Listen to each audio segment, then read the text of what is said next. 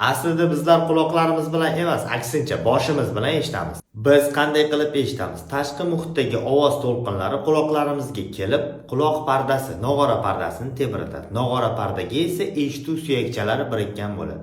Eshituv suyakchalari ovozni bir necha marotaba kuchaytirib, o'sha ovozni ichki quloqqa qarab o'tkazadi. Ichki quloqda eshituv va muvozanat uchun kerak bo'lgan chig'anoq joylashgan. Chig'anoq ichida turli xil ovozlarni farqlay oladigan hujayralar mavjud. Bu yerda tovush to'lqinlari elektr toki, elektr signallariga aylanadi. Elektr signallari bosh miyamizga yetib borgandan so'nggina bizlarga tanish bo'lgan ovozlarni eshitishni boshlaymiz.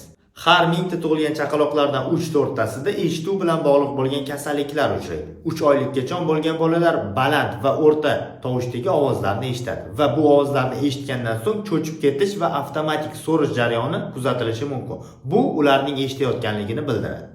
3-6 oyliklar orasida bola ovoz kelayotgan tomonga boshini burishi yoki bo'lmasam ko'zi bilan o'sha tomonga qarashi mumkin. 6 oylik bola onasining ovozini taniydi va onasining ovozini eshitganida avtomatik xursand bo'lish hamda onasini qidirish jarayoni boshlanadi.